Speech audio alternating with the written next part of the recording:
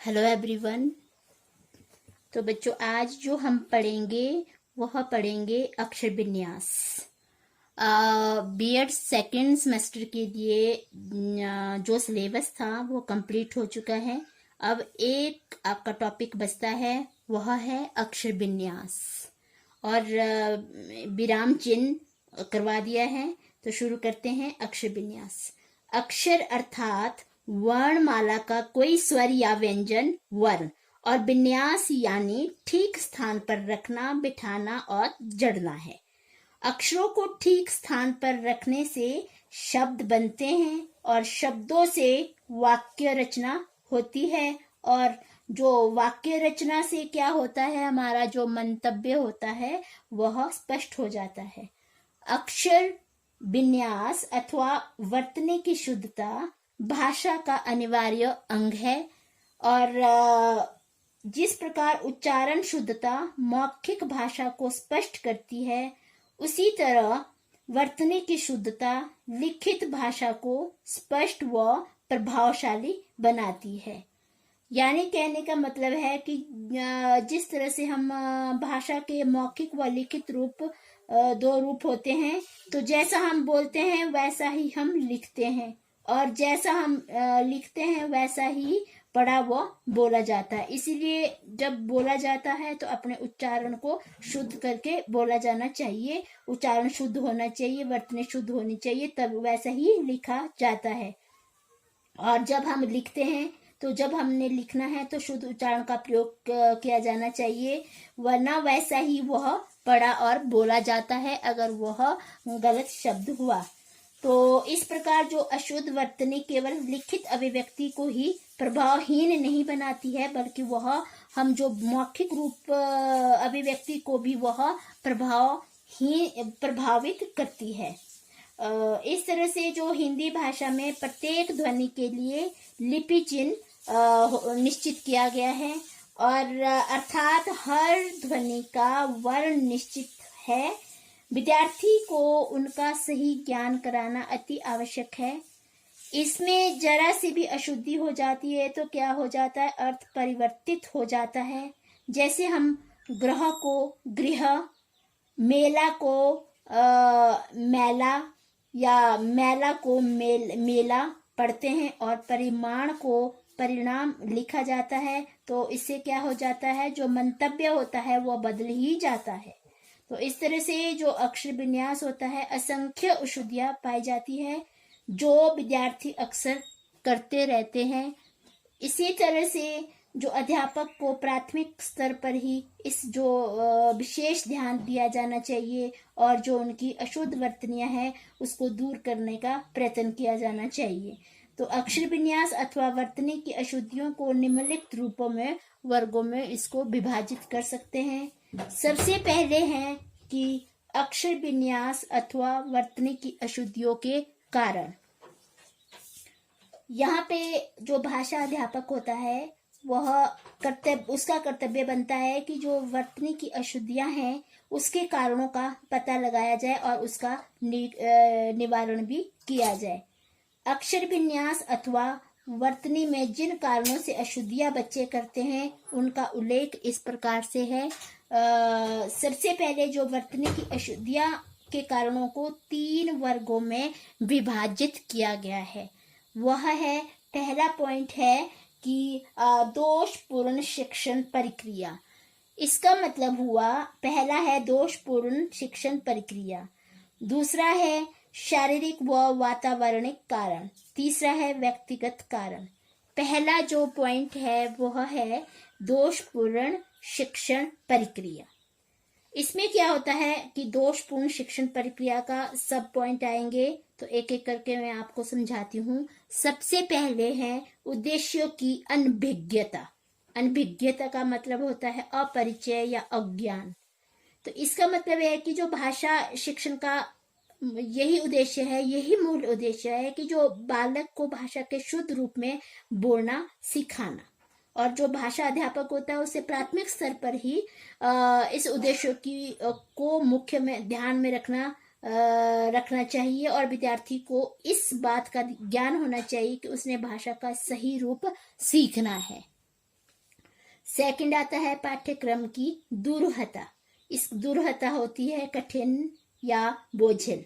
तो पाठ्य जो क्रम की दुरूहता किस तरह से कि वर्तनी की अशुद्धियों का कारण ये भी हो सकता है कि पाठ्यक्रम विद्यार्थी के स्तर के अनुकूल ना हो, क्योंकि हो सकता है कि वो जो बच्चा है वो पहली क्लास का है और उसे जो पाठ्यक्रम लगा है वो लगा है 5th क्लास का, तो क्या है वो विद्यार्थी के स्तर के अनुकूल नहीं है, जिससे कि बच्चा अशुद्धियां भी करता है। तो भाषा शिक्षण में पाठ्य वस्तु कठिन ग्राह्य है और जो वर्तनी की अशुद्धियां होना स्वाभाविक ही है, क्योंकि इनको शुरू में ही न सुधारा गया तो बाद में वो इसका निवारण करना असंभव हो जाता है अगर इसको शुरू से नहीं सुधारा गया।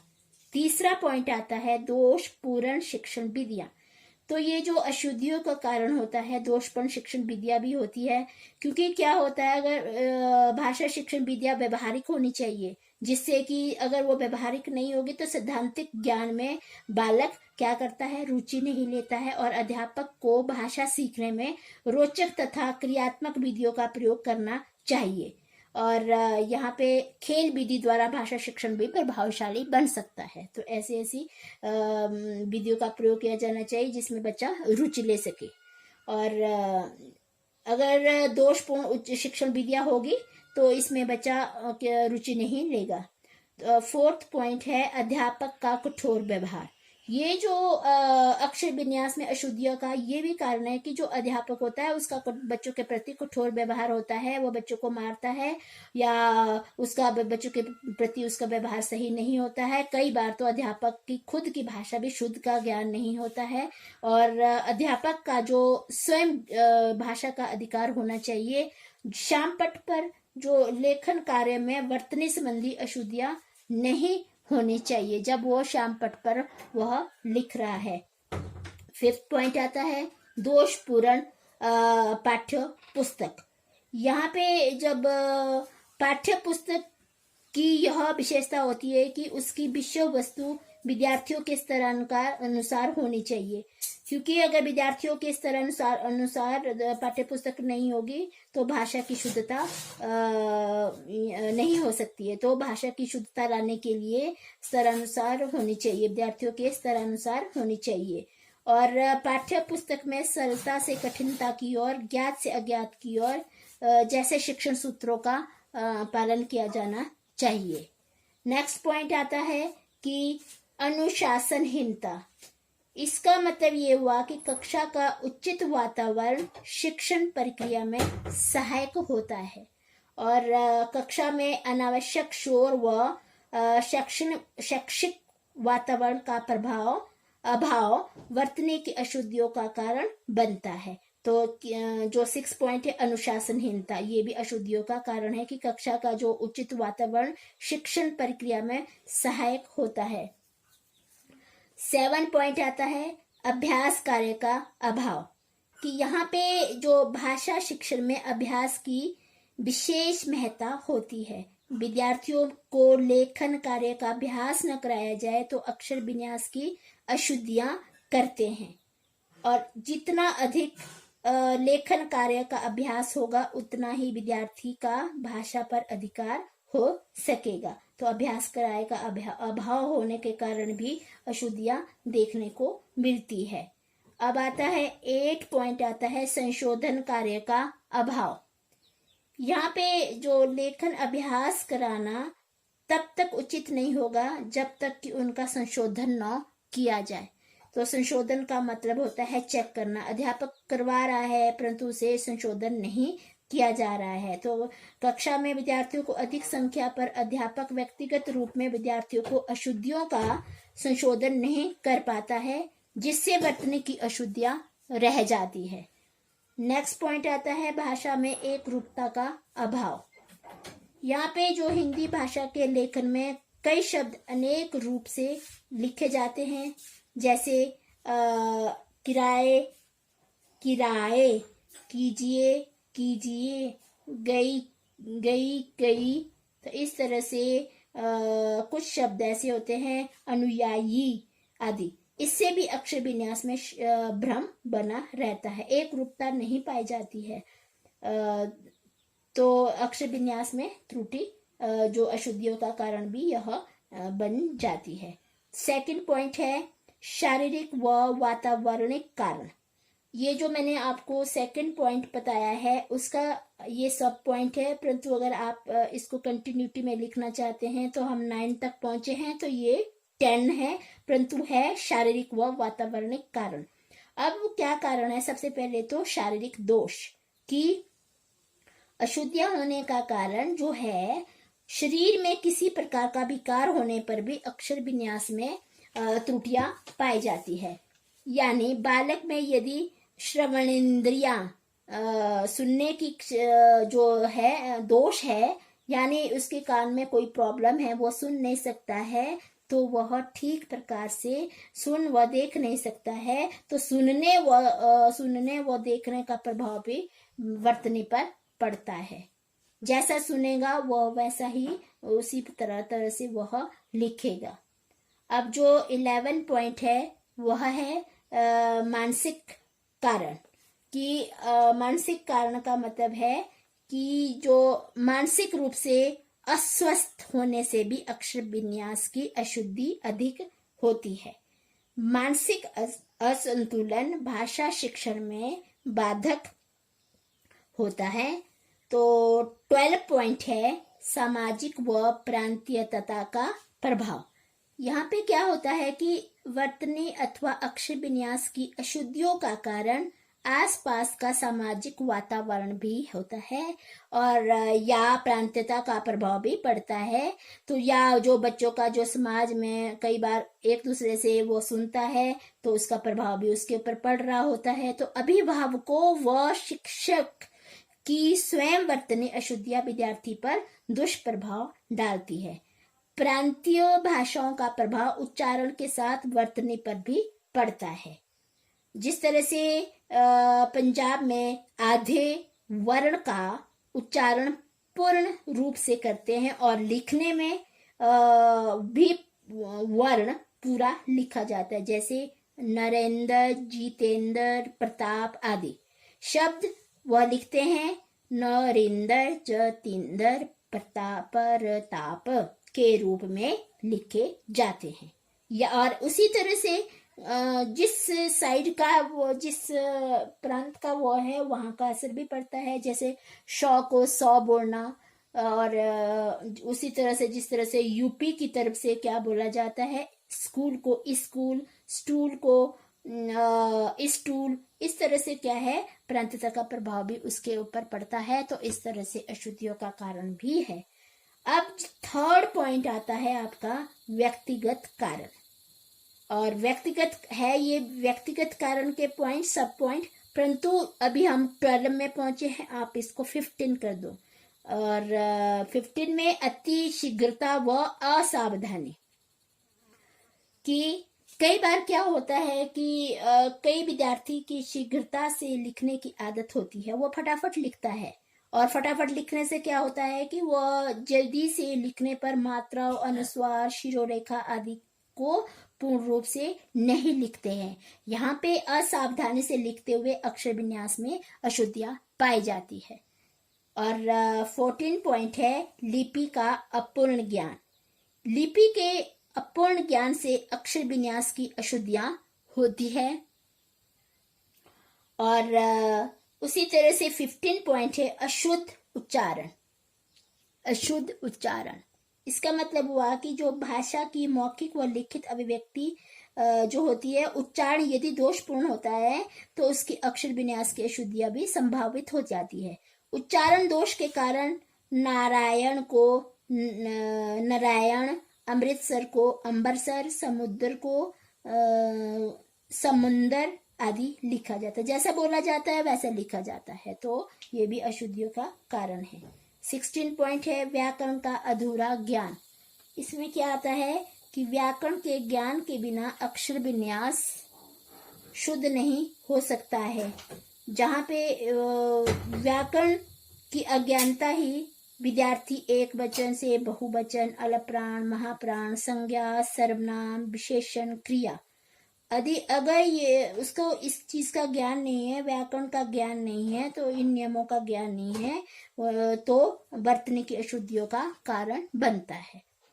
अब आता है 17.17 अब अपर्याप्त अध्ययन कि जो अध्ययन के अभाव से विद्यार्थियों का शब्द भंडार सीमित रह जाता है। यानी यदि वो भाषा के लिखित रूप से परिचित नहीं होता है तो उसका अपना लेखन दोषपूर्ण होगा और बर्तने की अशुद्धियां अधिक हो जाती है। अब आता है 18 पॉइंट आत्मविश्वास की कमी। ये जो अक्षर विन्यास की अशुद्धि का कारण ये भी है कि उसको जो आत्मविश्वास की कमी के कारण भी है कि उसको अभी कॉन्फिडेंस नहीं है। उसको जब वो लिखता है तो उसका अक्षर ठीक होता है, परंतु उसको अभी कॉन्फिडेंस की कमी के कारण क्या करता है, वर्तनी की अशुद्धियां उसे हो ही जाती है और भाषा का अपर्याप्त ज्ञान अध्यापकों व अभिभावकों को तिरस्कृत व्यवहार विद्यार्थी में आत्मविश्वास की हीनता पैदा करता है। तो ये थे अक्षर विन्यास अथवा वर्तनी की अशुद्धियों के कारण। अगर आपको पूछा जाता है अशुद्धियों के प्रकार, तो अशुद्धियों के प्रकार कौन कौन से हैं? जिस तरह से भाषा को लिखित रूप प्रदान करने वाले वर्ण जितने प्रकार के होते हैं, उनकी अज्ञानता से अभिप्राय उतने ही प्रकार की अशुद्धियां पाई जाती है और हिंदी भाषा के अक्षर विन्यास अथवा वर्तनी में जो अशुद्धियां की जाती है उन्हें निम्नलिखित वर्गों में विभाजित करते हैं। जैसे सबसे पहले तो यही है कि मात्रा की अशुद्धियां। तो मात्रा की अशुद्धियां जैसे हिंदी भाषा में शब्दों के ह्रस्व और दीर्घ दो प्रकार की मात्रों का प्रयोग किया जाता है।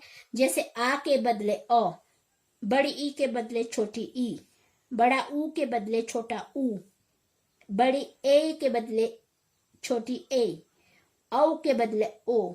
तो इस तरह से क्या करता है कि इसमें बच्चा मात्राओं में भी अशुद्धियां करता जाता है। जैसे गलत सही शब्द है अधीन, लिखता क्या है आधीन। और सही शब्द है बरात, तो गलत शब्द क्या लिखता है बारात। और सही शब्द है मकान, तो क्या लिखता है माकान। संसार सही शब्द है और गलत लिखता है संसार। तो इस तरह से क्या है, मात्राओं की अशुद्धियां भी देखने को मिलती है। उसी तरह से वर्णों के लोप ये भी होते हैं। वर्णों के लोप में भी लोप होते हैं, लोप में भी अशुद्धियां पाई जाती है। और उसके बाद जिस तरह से संयुक्त वर्णों की अशुद्धियां, विसर्ग की अशुद्धियां, चंद्र बिंदु अनुस्वार की अशुद्धियां, हलंत करने और न करने मात्र से अर्थ भेद, अल प्राण और महाप्राण संबंधी प्रश्न, प्रत्यय संबंधी अशुद्धियां, संधि संबंधी अशुद्धियां। तो ये बहुत सी अशुद्धियां जो बच्चों में देखने को मिलती है। तो ये तो अभी जो थे ये प्रकार थे। अगर आपको ये प्रकार आ जाते अशुद्धियों के प्रकार, तो अब जो आता है इसके आगे आता है आपका जो इसमें आता है कि अक्षर विन्यास अथवा वर्तनी की अशुद्धियों को दूर करने के उपाय। अब हमने जो अशुद्धियों के कारण अभी हमने पढ़े समझे, तो उसके बाद जो अब है उपाय भी हमने करने हैं कि इन अक्षरों को कैसे दूर किया जाए। तो अक्षर विन्यास अथवा वर्तनी की अशुद्धियां भाषा के लिखित अभिव्यक्ति को नीरस व प्रभावहीन बनाती है। तो जो भाषा अध्यापक होता है इन अशुद्धियों के कारण का पता लगाता है और उनको दूर करने का वह प्रयत्न करता है। वर्तनी संबंधी त्रुटियों को दूर करने के लिए हमें निम्नलिखित उपाय है जो इस प्रकार से है। जो अभी हमने इसमें पढ़े कारण में इसका उल्टा आएगा आपको यहाँ पे, जो आपने इसके उपाय देखने हैं। पहला है भाषा शिक्षण के उद्देश्य का ज्ञान। जैसे आपको अभी बताया कि भाषा को विभिन्न स्तरों पर भाषा शिक्षण के विभिन्न उद्देश्यों की जानकारी होनी चाहिए। भाषा के मौखिक व लिखित दोनों रूपों का उसे समुचित ज्ञान करवाना, भाषाई कौशलों की विधिवत जानकारी देना भाषा शिक्षा का उद्देश्य होना चाहिए। और सेकंड आता है उचित पाठ्यक्रम कि लेखन कार्य सशक्त बनाने के लिए पाठ्यक्रम में पाठ्य सामग्री गतिविधियां विद्यार्थियों के मानसिक स्तर के अनुकूल होना चाहिए, तभी शुद्ध हो सकता है। और थर्ड आता है प्रभावशाली शिक्षण विधियां। अगर अक्षरों का व्यवहारिक ज्ञान करवाया जाना चाहिए, इसके लिए अध्यापक अपनी सूझबूझ से वर्तनी संबंधी खेल बेल विधि भी करवा सकते हैं। शुद्ध वर्तनी लिखने वालों के लिए अंक निर्धारित करके प्रेरित भी किया जा सकता है, या विद्यार्थी से शाम पट पर भी लिखवाया जा सकता है, ब्लैक बोर्ड पर भी लिखवाया जा सकता है। फोर्थ पॉइंट आता है अध्यापक का सहानुभूतिपूर्ण व्यवहार। तो ये भी कहा जा सकता है कि अध्यापक का सहानुभूति जो व्यवहार होता है विद्यार्थियों को भाषा सीखने के लिए प्रेरित करता है, और अध्यापक को वर्तनी संबंधी अपनी शंकाओं का निवारण कर सकता है, और उसका उच्चारण भी शुद्ध होना चाहिए। अध्यापक का श्यामपट्ट लेखन शुद्ध होना चाहिए। और फिफ्थ पॉइंट आता है दोष रहित पाठ्य पुस्तक। यहाँ पे आता है कि पाठ्यक्रम में निर्धारित पुस्तक दोष रहित होनी चाहिए। उस जो पाठ्य पुस्तक में कोई दोष नहीं होना चाहिए। विद्यार्थी ऐसी पुस्तक का अनुकरण कर शुद्ध अक्षर विन्यास सीखेंगे। और 6 पॉइंट आता है अनुशासन व्यवस्था, कि कक्षा का वातावरण व्यवस्थित होना चाहिए, वातावरण सही होना चाहिए, जिससे विद्यार्थी मन लगाकर एकाग्रचित मन लगाकर पढ़ सके और उसकी वर्तनी की जो अशुद्धियां हैं वो नहीं करेगा।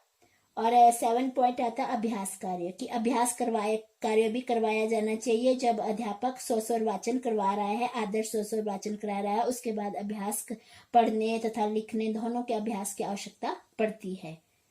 8 पॉइंट आता है संशोधन कार्य, कि जब जो अध्यापक होता है संशोधन कार्य जब वो आदर्श स्वर वाचन कराता है और फिर गृह कार्य देता है या वर्तनी को शुद्ध करने के लिए संशोधन कार्य बहुत आवश्यकता होती है, तो श्रुत लेख द्वारा अक्षर विन्यास का अभ्यास किया जा सकता है। उसके बाद जो अध्यापक श्यामपट्ट पर उसका शुद्ध रूप लिखे और उस विद्यार्थी उसका संशोधन करे, या जो विद्यार्थी अध्यापक होता है उसका जो काम दिया है उसको चेक किया जाए, संशोधन होता है चेक करना।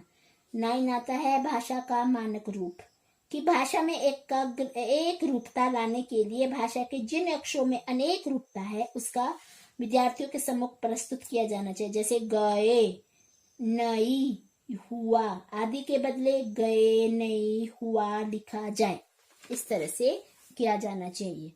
अब आता है शारीरिक उपचार, कि जो शारीरिक उपचार के लिए विद्यार्थी में किसी भी प्रकार की शारीरिक विकार अगर होती है तो पहले तो सूचित करना चाहिए, अध्यापक को अभिभावकों को सूचित करना चाहिए और फिर उसके उपचार की व्यवस्था की जानी चाहिए। अब आता है 11 पॉइंट आता है मानसिक कारण, कि विद्यार्थी यदि मानसिक रूप से अस्वस्थ है तो अध्यापक को उसके साथ सहानुभूति या प्रेम पूर्वक व्यवहार किया जाना चाहिए, उसे दूर करके उसकी सहायता की जानी चाहिए। अब आता है 12 पॉइंट आता है कि प्रांतीय प्रभाव का निवारण, कि जिस तरह से मैंने अभी आपको बताया कि अशुद्धियों का कारण है, प्रांतीयता प्रभाव का जो कारण है वो भी होता है। तो यहाँ पे क्या कि हमें उपाय सोचना है। विद्यार्थियों की सामान्य अशुद्धियां श्यामपट्ट की सहायता से सामूहिक रूप से दूर की जा सकती है। ये अशुद्धियां उन्हें प्रांतीय प्रभाव के कारण भी हो सकती है, जिनका निवारण व्यक्तिगत रूप से किया जा सकता है। अध्यापक को भी स्वयं आदर्श भाषा में लेखन कार्य करना चाहिए। उसके बाद आता है लिपि का पूर्ण ज्ञान, कि अध्यापक को देवनागरी लिपि का संपूर्ण ज्ञान प्रदान करना चाहिए। स्वर तथा व्यंजन संयुक्त रूप से कैसे लिखे जाते हैं, ह्रस्व तथा दीर्घ स्वरों की मात्रा कैसे लगाई जाती है, र के विभिन्न प्रकारों का प्रयोग किस तरह से किया जाता है, ये सारे नियम विस्तृत ज्ञान अक्षर विन्यास की अशुद्धियों को कम करता है। अब आता है 14 पॉइंट उच्चारण शुद्धता। अध्यापक को जो अपने व विद्यार्थियों की उच्चारण शुद्धता की ओर विशेष ध्यान दिया जाना चाहिए। 15 पॉइंट आता है व्याकरण का पूर्ण ज्ञान, कि विद्यार्थियों को व्याकरण का नियमों का संज्ञा सर्वनाम शेषण क्रिया यानी पूर्ण ज्ञान होना चाहिए, तभी वो शुद्ध उच्चारण का प्रयोग कर पाएगा। अब आता है श्रुत लेख का अभाव, प्रतिलिपि व अनुलिपि की समुचित अभ्यास से विद्यार्थी शब्द व वाक्य रचना सीख जाते हैं और श्रुतलेख का निरंतर अभ्यास वर्तने में शुद्धता लाता है। श्रुतलेख होता है सुनकर लिखना, तो ये अभ्यास भी करवाया जाना चाहिए।